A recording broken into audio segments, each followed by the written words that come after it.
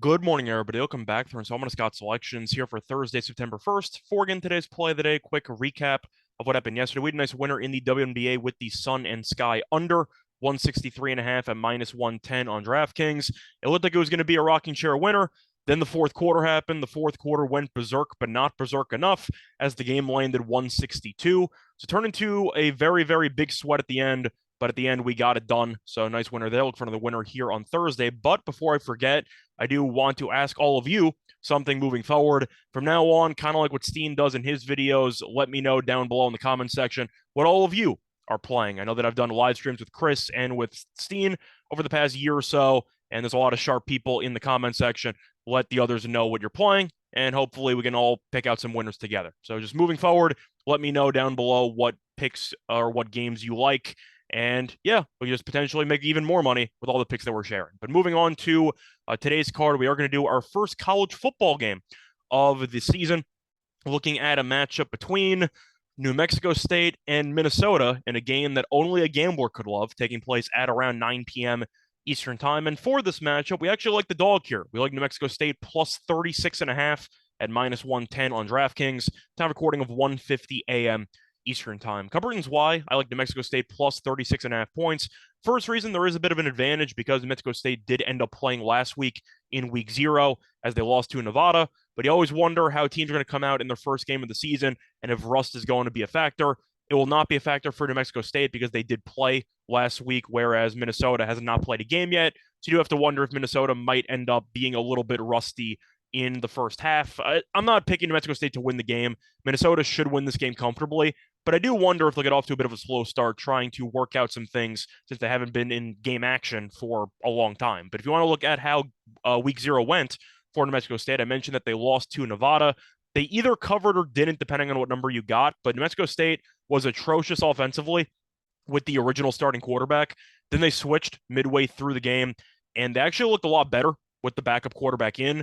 And as a result, I do think New Mexico State might be a little bit undervalued offensively. They're not going to be a good offensive team in this matchup, but I do think they can potentially sustain some decently long drives, maybe eat up some clock. But I do think New Mexico State's offensive numbers are a bit misleading because they did have 5 turnovers and the starting quarterback had 3 interceptions. So I do think that they should do a better job of limiting the mistakes in this matchup.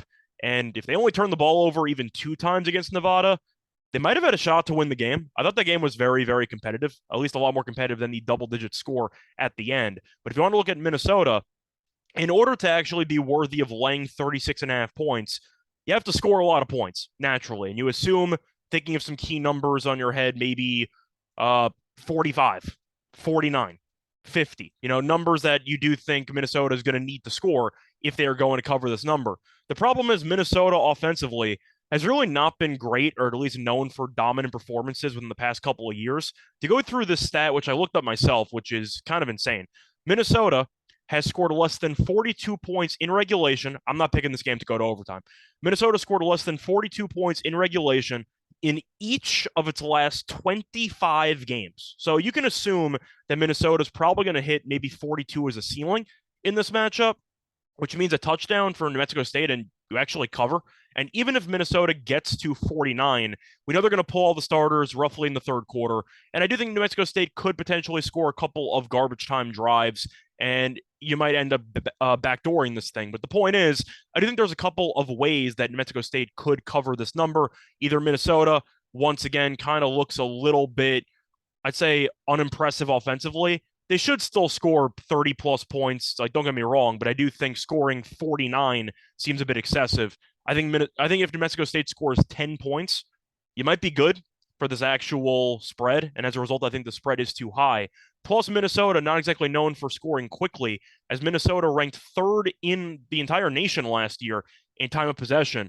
They ranked number 1 if you're ignoring the option teams. So Minnesota really love to eat up a bunch of clock.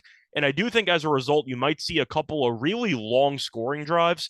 And if Minnesota potentially stalls in the red zone a couple of times, maybe kick some field goals, they might be taking 5-6 minutes off the clock for 3 points. So I do think that if you're going to be able to avoid the quick strike offense, and the favorite of 36.5 points tends to take a lot of time to actually score, I do think you're going to see less points in this overall game, which definitely benefits the dog. Plus, to go through another factor here, Minnesota in non-conference games has really not been that good at taking out the trash. Each of Minnesota's last 8 non-conference games have been decided by less than 31 points. And I do think that New Mexico State is not a good team once again.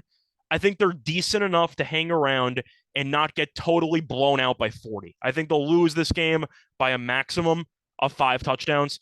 I can see 45-10 being a pretty reasonable score here.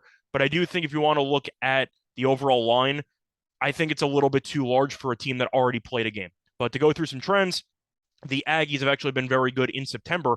If you want to go through some recent history, the Aggies are 5-1 ATS in their last 6 games in September, and the Aggies have been pretty good against the number on the road recently, as the Aggies are 5-2 ATS in their last 7 road games. But once again, I'm not going to pick New Mexico State to win the game or to even keep this within 2 touchdowns. I just think north of 5 touchdowns for Minnesota is a bit absurd, and I do think New Mexico State should score enough, maybe in garbage time, to potentially get to 10, and that should be enough in order to actually cover this spread. So play that once again here for Thursday, September 1st is going to be on the New Mexico State Aggies plus 36.5 at minus 110 on DraftKings. Bye, everyone.